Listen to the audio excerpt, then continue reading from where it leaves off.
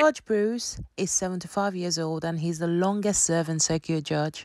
He has developed a reputation of being a tough jurist. He wasn't happy about the questions asked Kyle, basically because they were legally out of bounds. So what did he do?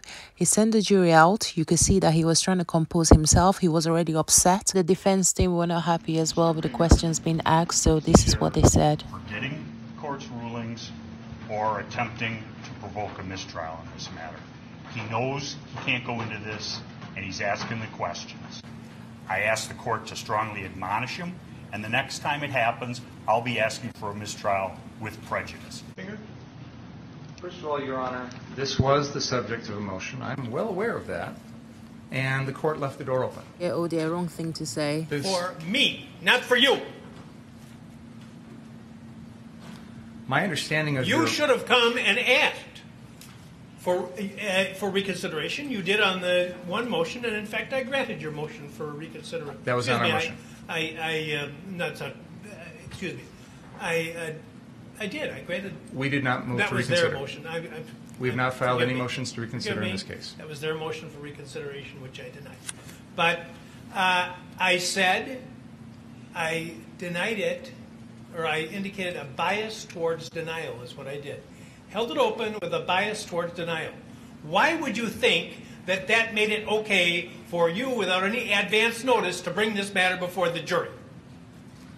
I was astonished when you began your examination by commenting on the defendant's post-arrest silence. That's basic law. It's been basic law in this country for 40 years, 50 years. I have no idea why you would do something like that. And it gives, well, I'll leave it at that. So I don't know what you're up to. May I respond? Yes. This judge has been judge for 50 years, but before then he was a prosecutor. We filed an other acts motion on this exact issue because, in my mind, and I argued this, it is identical to what was going on the night of August 25th, in the sense that the defendant was using this exact same weapon. He was using it in a manner to try and protect property. It was obvious that the judge wasn't buying this argument. Your Honor, with all due respect... I'm not going to rehash the motion. That's absolutely untrue. No. Your argument's of record. My comments are of record. And why I ruled as I did is of record. There's nothing that I heard in this trial to suggest anything's changed. Even if you're correct in your assumption that you know more than I did at the time, you should have come to the court and say, I want to go into this. Why you would think that you could go into it without any advance notice to the court, I don't understand that. And as the defense is pointing out, you're an experienced trial lawyer, and this should not have been gone into. Your Honor, there have been things in this case, testimony in this case, that I believe opens the door to this. For example, the defense has introduced evidence that the defendant pointed a gun at a man wearing yellow pants because that person was on a car on the car source lot. Now, there's no justification that I can think of why the defendant would point that gun at someone. The defendant has just testified this morning that he agreed with that person in the yellow pants, that he pointed the gun at him. He said, I was joking when I said that to the guy in the yellow pants, but he said, he's acknowledged that he told the person in the yellow pants, yeah, you're right. I did point a gun at you when you were sitting on a car. He said, I did. That's what he Exactly. testified. So he's agreeing. I felt like the prosecutor was quite calm, but then I don't think he could keep his calm anymore. May I finish, please? I'd like to have a chance to make a record, if I could, without being interrupted, if that's okay. He has mentioned that he's acknowledged that he's used this gun to protect property. He's also just acknowledged that he knows he can't do that.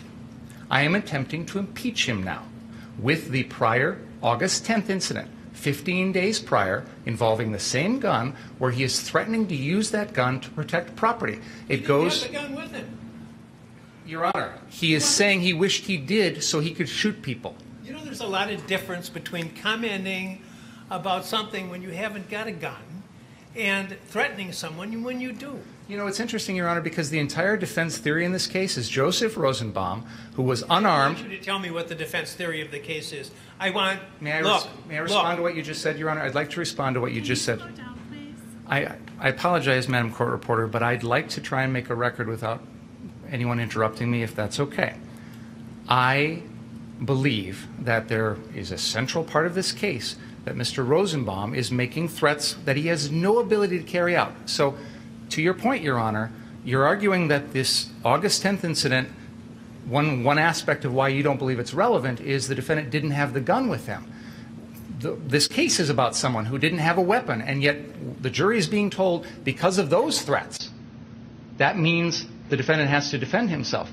So, with all due respect, Your Honor, mere verbal threats have already been shown to this jury and used as a basis for someone's subsequent actions. I am attempting with the defendant to use his mere verbal threat on August 10th, 15 days prior, that he's going to shoot shoplifters with his AR-15 to impeach the defendant in a murder trial. I would ask the court's forbearance to do that. I apologize, Your Honor. You're right. I probably should have brought this to your attention earlier. I may have misunderstood your ruling because I made that more relevant. You would admit it or at least consider it an admittance. I believe, based on the evidence that we've heard, and more specifically exactly what the defendant said earlier about admitting pointing a gun at someone who was merely jumping or sitting on a car, that the door is open now to this testimony. And I continue to believe that his state of mind, his intent, his belief as to self-defense is the core of this case. That was the basis for my motion. You were strongly inclined against it. I understand that. But now we're in the middle of trial, and there's been a lot of evidence that's come in that I think makes this relevant. So I'm attempting to impeach the defendant on his beliefs. I believe I'm entitled to impeach the defendant on his beliefs and on his statements. I'm going to interrupt you now because you're talking about his beliefs. I think that's what they call his statements too, Your Honor. Because he just said, can't use deadly force, can't threaten to use deadly force to protect property. So now I'm impeaching him on that. Your Honor, the court has seen no reason to change its ruling. And just so this record is clear, in spite of the lengthy statement by Mr. Binger, before we started today, the court specifically stated in Mr. Binger's presence, there's been nothing to have me change any of my rulings. There have been numerous occasions during this trial where they've opened the door. The one time when they're going into Mr. Rosenbaum's prior reason he doesn't like guns, and I said something, I whispered in Mr. Krause's ear, it's because of the prior convictions. Please stop. And he did. He knows if you're going to go into something that's been excluded in a pretrial order, you better ask the court, you better get permission. This is ridiculous.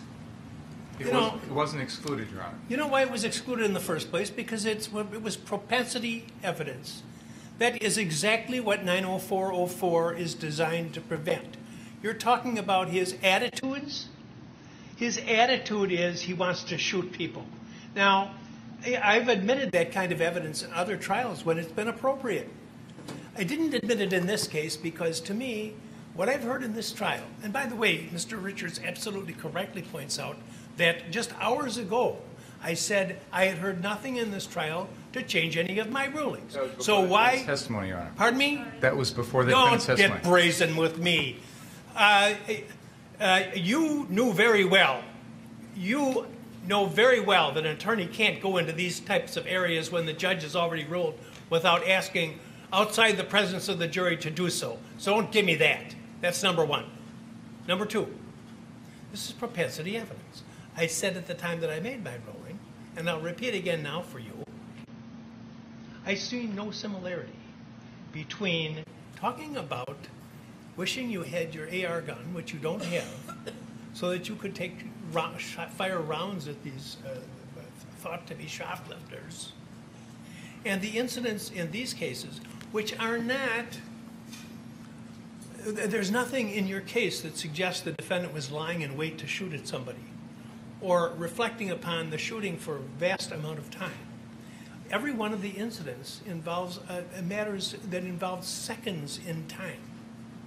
So I commented at the time, I don't see the similarity, and I don't see the similarity now. If it's not similar, that's the whole rule. Those are all the exceptions to 90404.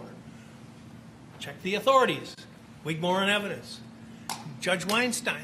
Colonel McCormick. It's the prior act has to bear the signature of the accused, or it has to be so similar as to suggest it's a common plan or something like that. You have an incident where he's making comments about some alleged shoplifters versus crimes that involve instantaneous actions, whether premeditated murder or whether self-defense. That's for the jury to decide. But I don't see the similarity. I said it couldn't come in, and it isn't coming in, no matter what you think. Number two, I have to be concerned that with what Mr. Richards has said about the progress of the trial, and when you were I said you were over the line, close to or over the line on commenting on the defendant's pretrial silence, which is a well-known rule. I'm astonished that would have been an issue. So I don't want to have another issue as long as this case continues. Is that clear? It is. Thank you. I ask the jury to come back in, please.